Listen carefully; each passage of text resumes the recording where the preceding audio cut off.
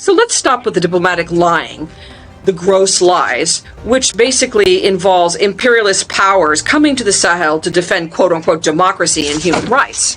And let's talk about human rights for a minute. Let's remind ourselves here of the first charter in the world on the issue of human rights was the Kurokan Fuga in Mali in 1236. That was the first document that addressed that. And let's go to the second issue, which is Africa does not like to compare deaths. That would be ill-mannered on our part to do so. So I will respectfully bow to the memory of all nationalities of people who lost their lives in Africa and in the Sahel specifically. Will the West ever let Africa unite? Africa has been vulnerable to exploitation because its countries haven't been able to work together. They've had trouble finding common ground, allowing the West to take advantage. But things are changing. Senegal's new leader has teamed up with Mali, Niger, and Burkina Faso to stand up to Western influence. This means the West might not be as dominant anymore. But can they still keep their power? Let's find out.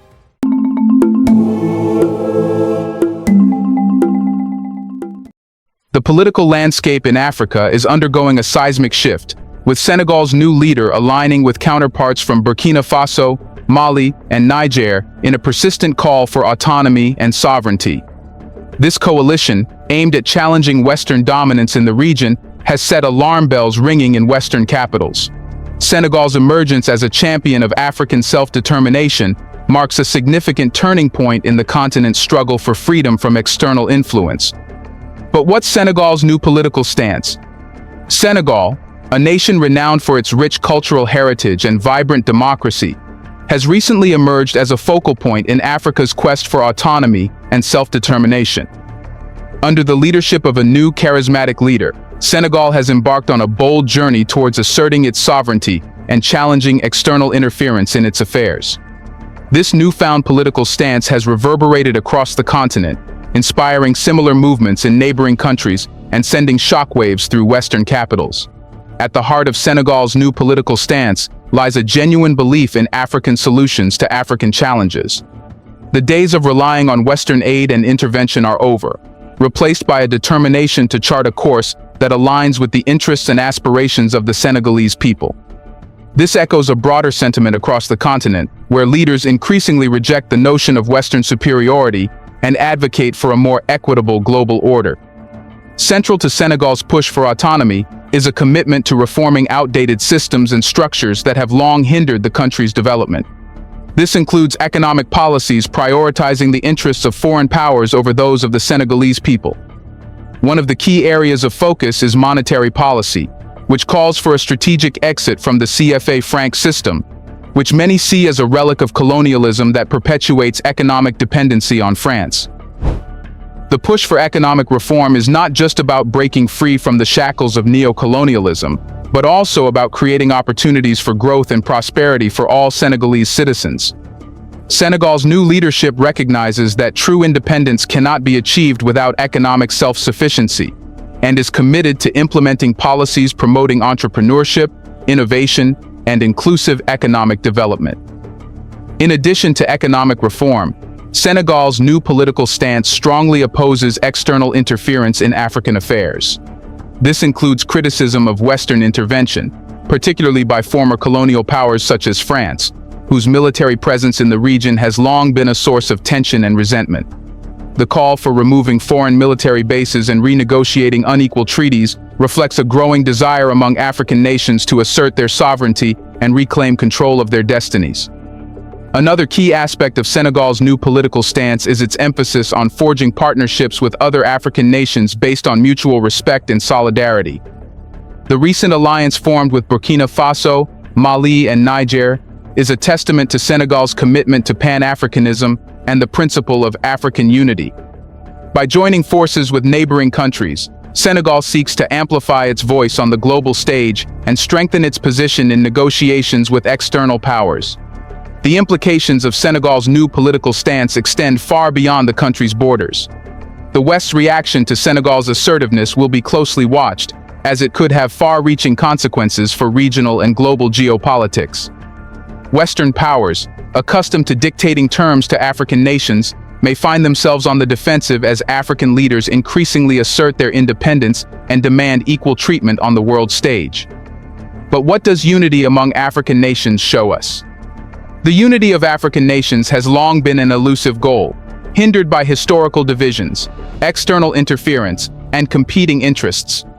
However, recent developments in the Sahel region, particularly the formation of an alliance between Senegal, Burkina Faso, Mali, and Niger, signal a newfound determination among African nations to stand together in the face of external pressures and challenges. A shared vision of African solutions to African challenges lies at the heart of this unity. For too long, African nations have been beholden to external powers whose interests often diverge from those of the continent's people.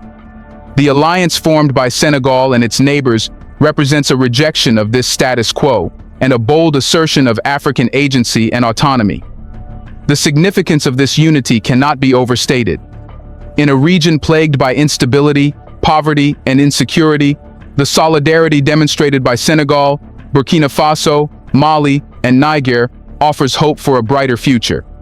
By standing together, these nations are sending a powerful message to the rest of the world. Africa is not a passive bystander in global affairs, but a force to be reckoned with. One of the driving forces behind this newfound unity is a shared recognition of the importance of regional cooperation in addressing common challenges. From combating terrorism and organized crime to promoting economic development and social cohesion, the alliance between Senegal and its neighbors provides a platform for joint action and mutual support. The alliance also reflects a growing realization among African nations that their interests are best served by working together rather than competing against each other. By pooling their resources and expertise, Senegal, Burkina Faso, Mali, and Niger can achieve far more than they ever could individually. This spirit of collaboration is essential for overcoming the complex challenges facing the Sahel region and the continent. Furthermore, the unity of African nations serves as a powerful counterbalance to external interference and influence. For too long, African nations have been at the mercy of foreign powers, whose interventions often exacerbate existing tensions and conflicts. By standing together, Senegal and its neighbors are sending a clear message that Africa will no longer tolerate outside interference in its affairs.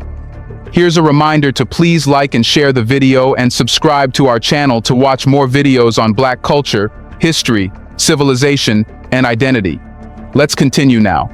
The formation of the alliance between Senegal, Burkina Faso, Mali, and Niger also highlights the importance of leadership in driving regional integration and cooperation.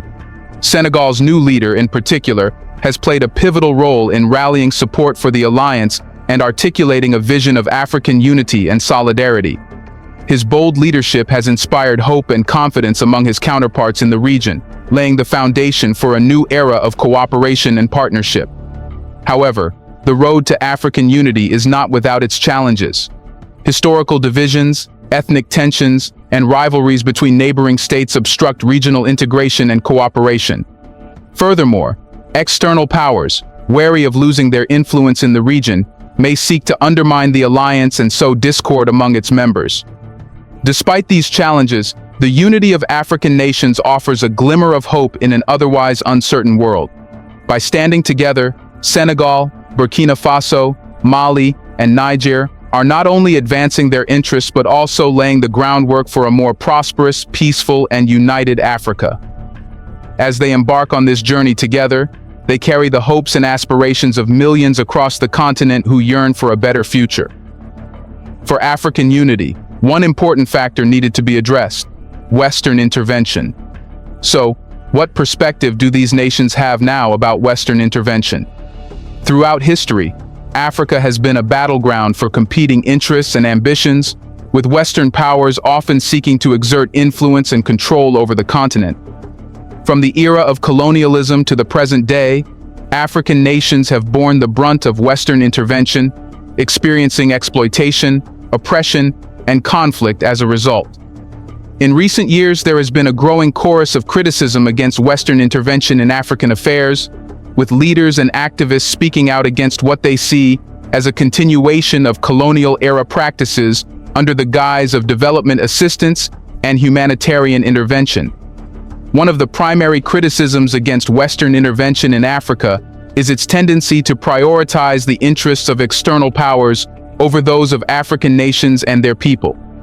Whether through military intervention, economic exploitation, or political meddling, Western powers have often pursued their agendas at the expense of African sovereignty and self-determination.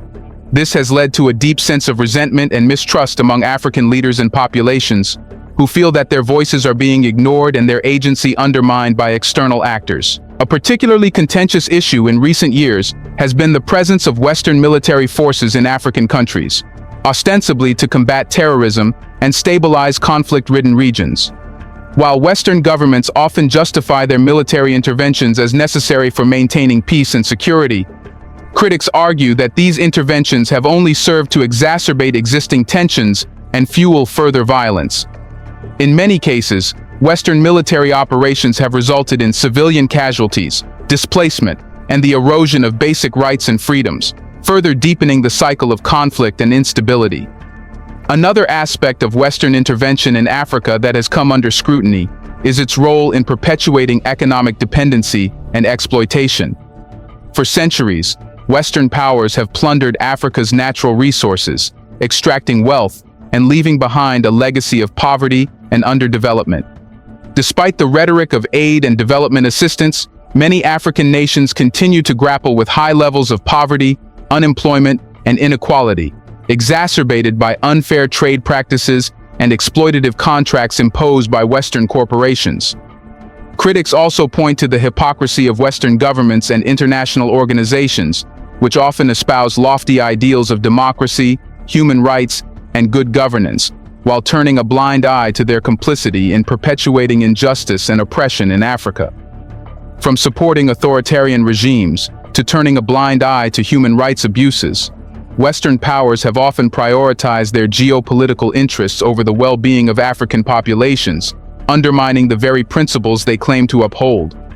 Moreover, Western intervention in Africa has been criticized for lacking long-term vision and sustainability.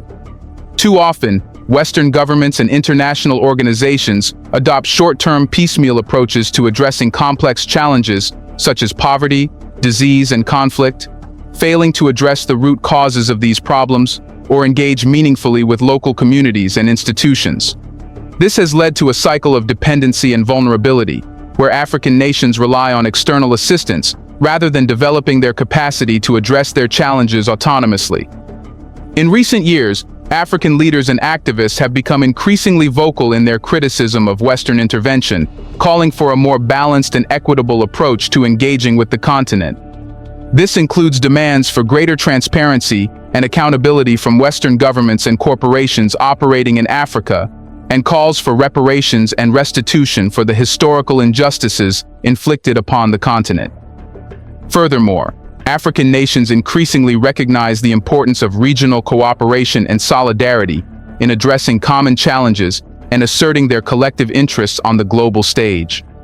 By standing together and speaking with one voice, African nations can better resist external pressure and influence and chart a course toward a more prosperous, peaceful, and self-reliant future.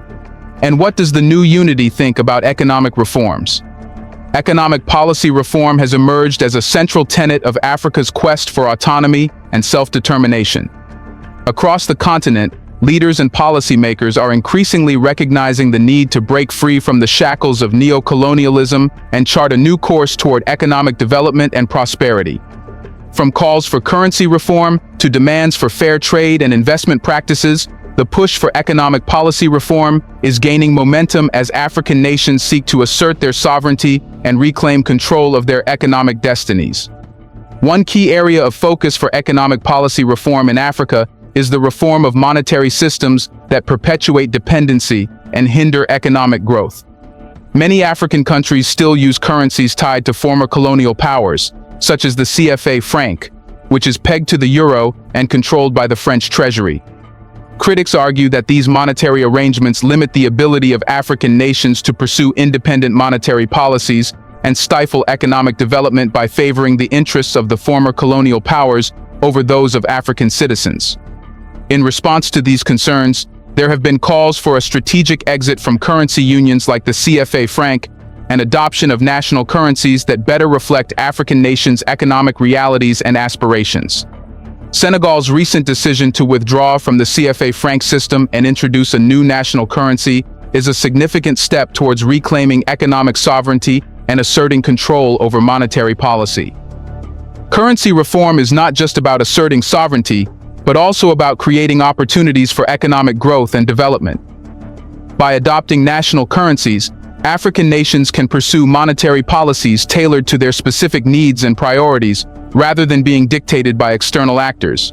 This can help stimulate investment, promote export competitiveness, and mitigate the impact of external shocks on domestic economies.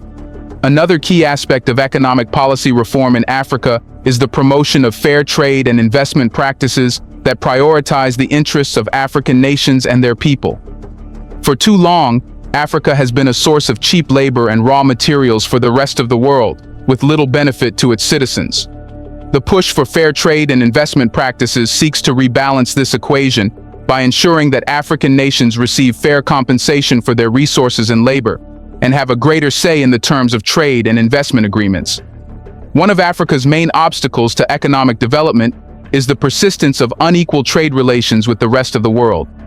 Despite the rhetoric of free trade and globalization, African nations face barriers to accessing international markets and suffer from unfair competition from subsidized goods and products. Economic policy reform aims to level the playing field by advocating for removing trade barriers, eliminating agricultural subsidies in the global north, and promoting fair trade practices that benefit all parties involved. Economic policy reform in Africa involves addressing external challenges and domestic barriers to growth and development. This includes improving infrastructure, strengthening institutions, and investing in education and skills development to build a strong and resilient economy that can compete in the global marketplace. Senegal's new leadership has prioritized these areas as part of its broader agenda for economic transformation and has committed to implementing policies that promote inclusive growth and sustainable development. Furthermore, economic policy reform in Africa must be accompanied by efforts to address the root causes of poverty and inequality, including land reform, access to credit, and social protection programs. By addressing these underlying structural issues, African nations can create an enabling environment for economic growth and development that benefits all segments of society, particularly the most vulnerable and marginalized. Ultimately, economic policy reform is about improving economic indicators and creating a better future for all Africans. By asserting sovereignty over monetary policy, promoting fair trade and investment practices, and addressing domestic barriers to growth and development, African nations can pave the path to prosperity and build a brighter, more sustainable future for future generations. As they continue to push for economic policy reform, African nations reclaim their rightful place on the global stage and shape the continent's future on their terms. One important issue to address was exploitation and future partnerships. If the nations are aligning, they must set rules for fair partnerships. So, how did they do it? Resource exploitation has long been a contentious issue in Africa, with Western powers and multinational corporations often accused of plundering the continent's natural wealth for their gain. From minerals and oil to agricultural land and water resources, Africa is rich in valuable resources that have attracted the attention of foreign investors seeking to profit from its abundance. However, the legacy of resource exploitation in Africa is environmental degradation, social upheaval, and economic dependency. This leads to calls for fair partnerships prioritizing the interests of African nations and their people. One of the main criticisms of resource exploitation in Africa is its unequal distribution of benefits and burdens. While foreign corporations reap enormous profits from extracting Africa's resources, local communities often bear the brunt of the negative impacts, including displacement, pollution, and loss of livelihoods. This imbalance in benefits and burdens is exacerbated by corrupt practices and a lack of transparency in resource governance, which allows foreign investors to exploit Africa's resources with little regard for the welfare of local communities or the long-term sustainability of the environment. In recent years, African nations have increasingly recognized the need to renegotiate resource contracts and establish fair partnerships with foreign investors. This includes demands for greater transparency and accountability in resource governance and mechanisms to ensure local communities benefit equitably from resource extraction. Senegal's new leadership has been at the forefront of this push, advocating for a more inclusive and sustainable approach to managing the country's natural resources. One of the key principles underlying fair partnerships in resource exploitation is the concept of resource nationalism, which asserts the rights of African nations to control and manage their natural resources for the benefit of their citizens. This includes increasing state ownership of strategic resources, imposing higher royalties and taxes on resource extraction, and establishing sovereign wealth funds to manage revenues for future generations. By asserting sovereignty over their natural resources, African nations can ensure that they are used to promote development and improve the welfare of their people rather than being siphoned off by foreign interests. Another aspect of fair partnerships in resource exploitation is the promotion of sustainable practices that minimize environmental damage and respect the rights of local communities. This includes conducting environmental impact assessments before approving resource projects, implementing measures to mitigate negative impacts on ecosystems and biodiversity, and consulting with affected communities to ensure their voices and concerns are heard. Senegal's new leadership has emphasized the importance of sustainable resource management as part of its broader agenda for environmental conservation and sustainable development. Furthermore, fair partnerships in resource exploitation require a commitment to inclusive and participatory decision-making processes that involve all stakeholders, including local communities, civil society organizations, and indigenous peoples. This includes ensuring that affected communities have access to information about resource projects and their potential impacts and opportunities to participate in decision-making processes that affect their lives and livelihoods. By empowering local communities to have a voice in resource governance, African nations can build trust and social cohesion and ensure that resource extraction benefits everyone, not just a select few.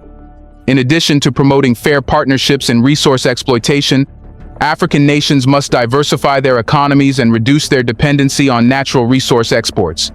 This requires investment in agriculture, manufacturing, services, and policies promoting innovation, entrepreneurship, and skills development. By building a more resilient and diversified economy, African nations can reduce their vulnerability to commodity price fluctuations and create more sustainable and inclusive growth opportunities for their citizens. Ultimately, fair partnerships in resource exploitation are essential for promoting equitable development and reducing poverty and inequality in Africa. By asserting sovereignty over their natural resources, promoting sustainable practices, and involving all stakeholders in decision-making processes, African nations can ensure that resource extraction benefits everyone, not just a select few.